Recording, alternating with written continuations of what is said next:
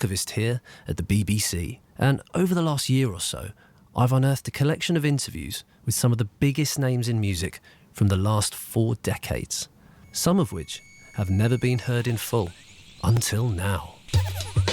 On this episode... It's that old cliche of, the rock stars seeing the darkness, coming back, seeing the light. From 1998, this is Courtney Love in a hotel room with Jo Whiley. Her band Hole are about to release their 3rd album, Celebrity Skin, the album that made them and consequently broke them just a year later. But for Courtney Love, this collection of songs finally allowed her to outrun the shadow of being known as the widow of Nirvana's Kurt Cobain, who tragically took his own life just 4 years earlier. Enjoy.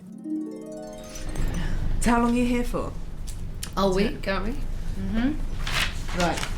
I think it's just you, Caitlin Moran, and doing The Big Issue, and that's it. Yeah. Half hour.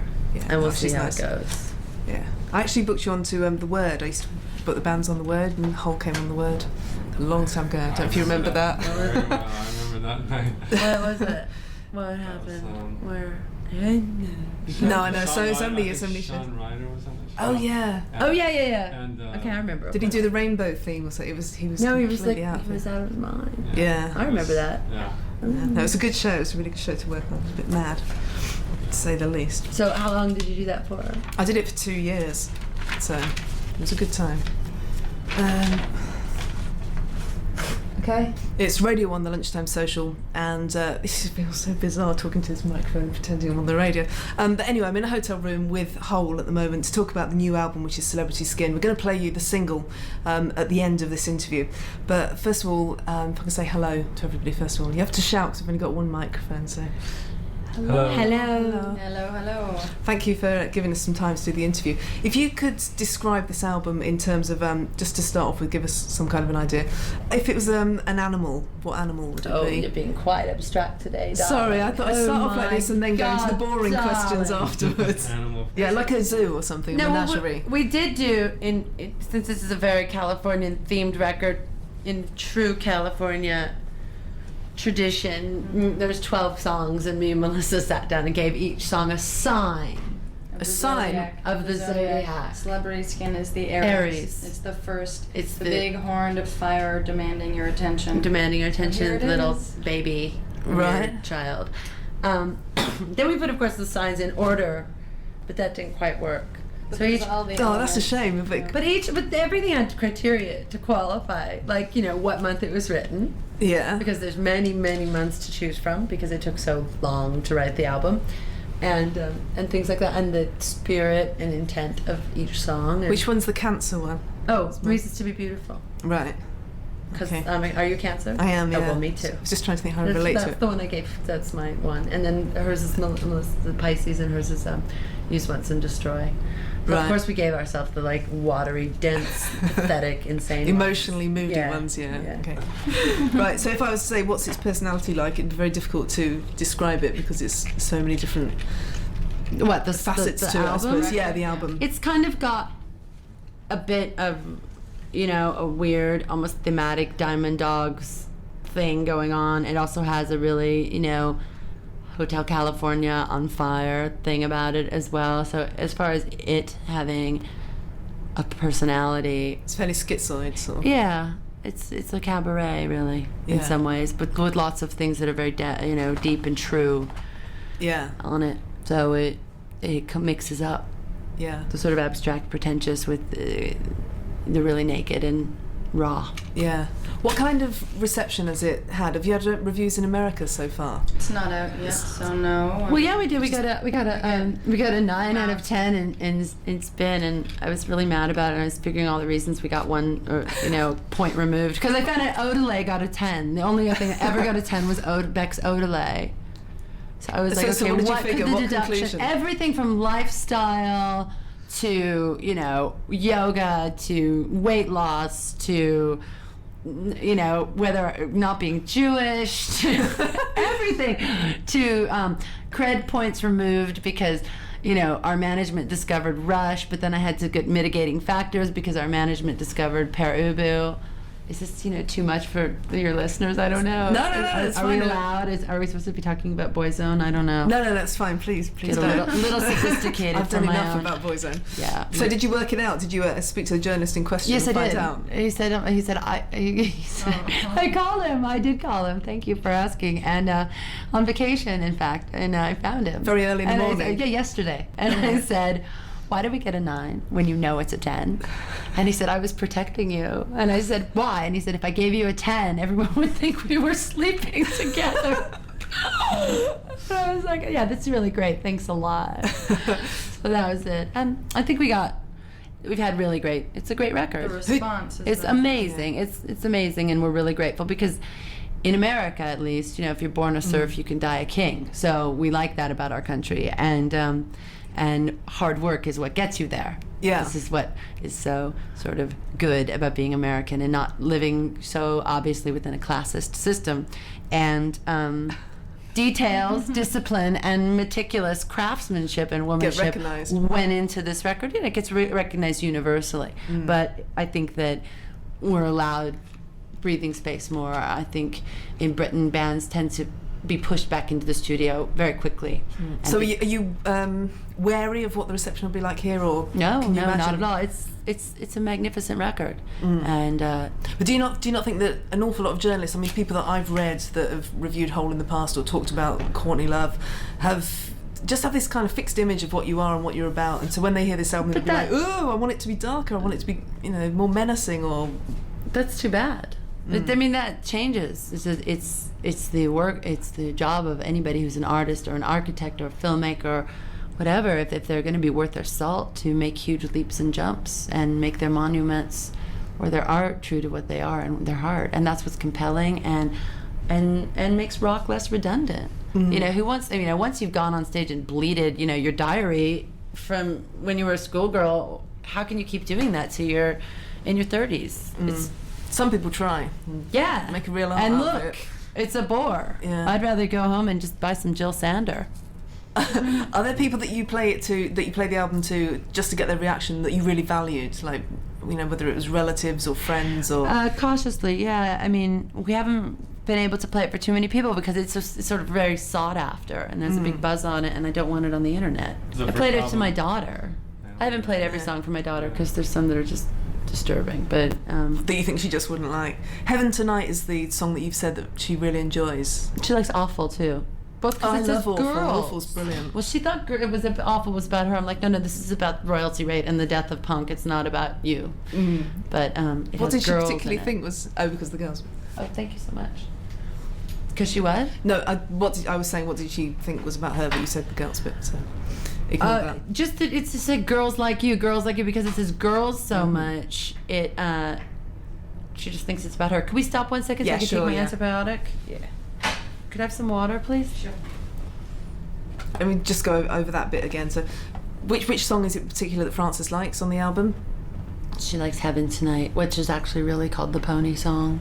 Why isn't it called the Pony Song on the album? Because then? we sold out, because somebody said call it Heaven Tonight. We're like, no, please, you have to, please, it'll sell more. No, well, all right. And then the other one, I think, which maybe won't, I don't know, I love it. It's such a good song. It's called Hit So Hard. And to me, it's just such an accomplishment of girl group influences for so many years. A clever lyric, which I always pull off these really dramatic lyrics, but rarely do I do like that kind of country western traditional clever lyric. And so it has a really clever lyric, and I, for me, just love the timing on it, and it's sort of narcotic and drowsy.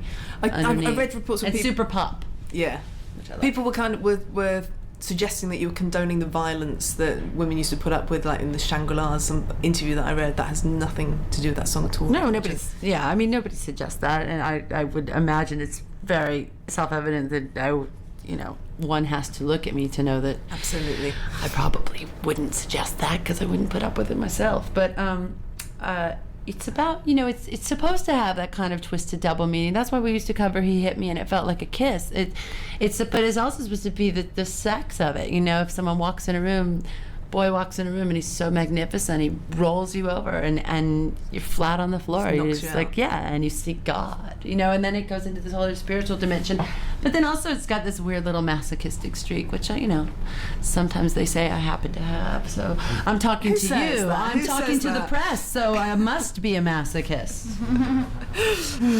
Then I got to the end of the song, and I decided, it is really true that if things are sort of, wrong, you can change everything with a song. Every single thing can be broken and changed through a great pop song. That's what great pop song? Is there a great pop song that's done that to you?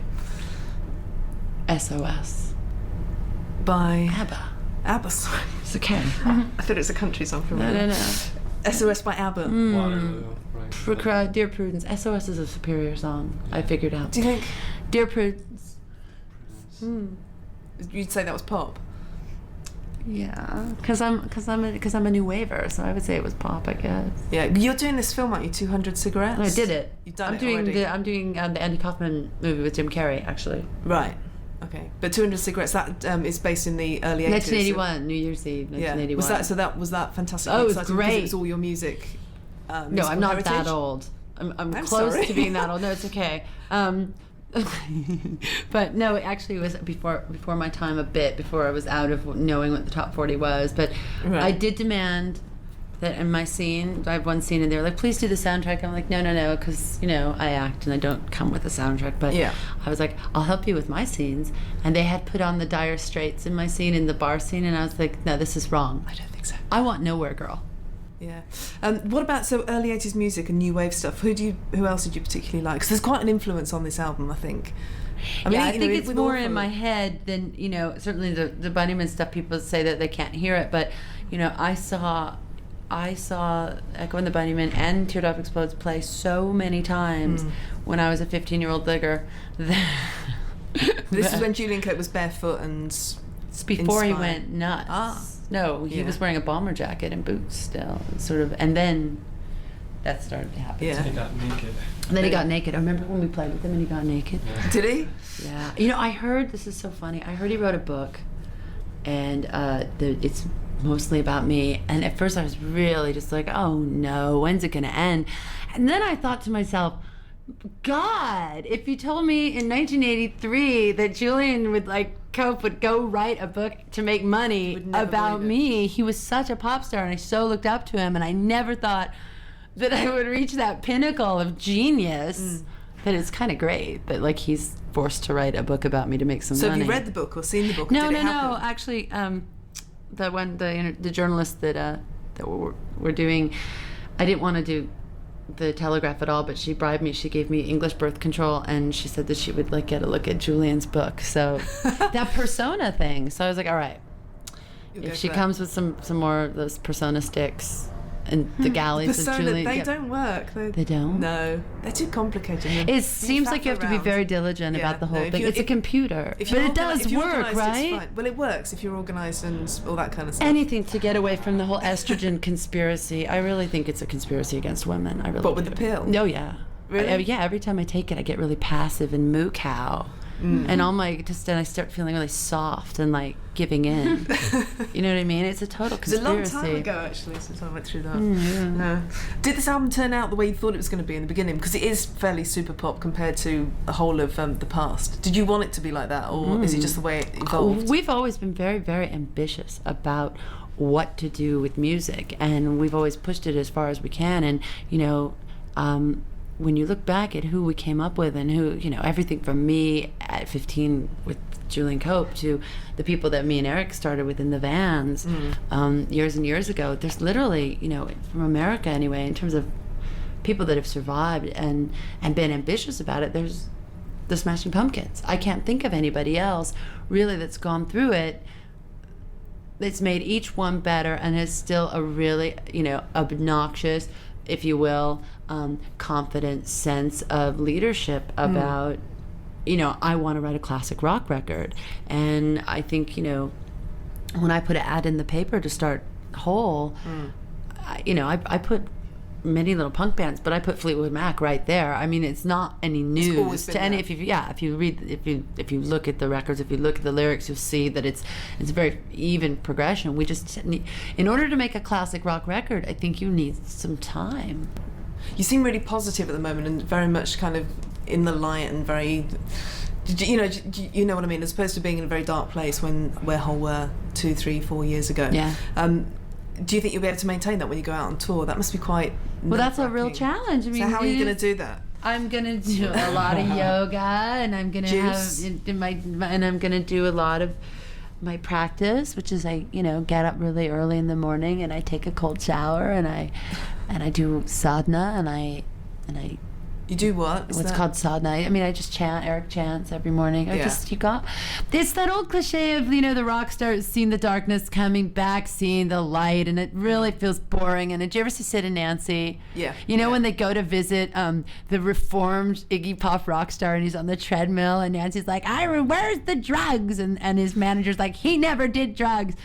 And I just so want to make sure I don't ever become that, because it's such a bore. Yeah. But if the truth, as boring as it is, the truth is that if you've gone and you've seen the worst of it, if you're going to survive and have any faith in humanity and any faith in yourself and any faith in anybody else, you have to go see the best of it. And the best of it includes having a sense of divinity and having a sense of God, if you will. And that is just the bottom line. Yeah.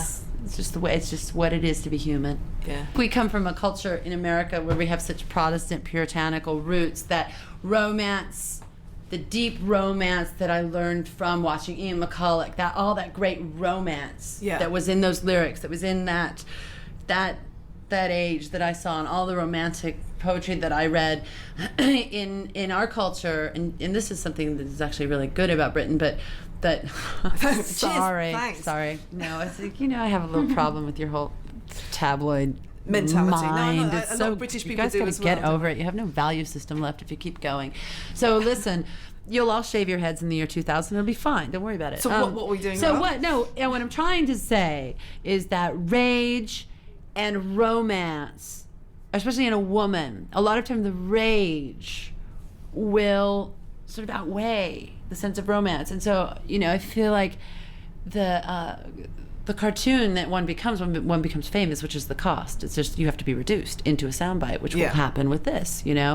Is that your intellect and your dignity and your excellence and your failure and all the things that make you a complex human being, the light, the dark, the devil, God, hate, love, birth, death, it all gets kind of lost in a reduced translation. So the romance of what we've always done as a band has sometimes been really lost by the amount of rage that I've put out as well. Uh-huh. And I think if I was male, maybe this is the only time I really scratch my head and go, well, if I was a guy, would that be easier? Would I be more this Jim Morrison person or whatever? And I probably. But that's good. It's changing it. Yeah. So it's probably sad because young teenagers or people growing up have probably clung onto the rage as well, or identified with the rage. They probably wouldn't have understood the romanticism. Yeah, but the romance is there. It's like we just came from Spain, where the sort of Spanish soul, the cultural Spanish identity, if you will, really makes room for, I don't know, we saw this flamenco dancing woman, this peasant flamenco dancing, and she was the soul of nature. She was full of romance and rage, and all of our interviews had a kind of intellectual capacity to see the feminine romance with rage. It was very nice. Yeah. But especially coming from a Protestant, puritanical, secretly classist society, which is, my country, which I love, but has problems like every country. I'm sure Spain has problems too. We were only there for a day. So, it's just... Where were you in Spain? Was it Madrid. And we went to we went to flamenco. I just started crying. I've never seen anything like it. Was like PJ Harvey times 10, opera, Maria Callas, insane, punk rock, a hurricane. It was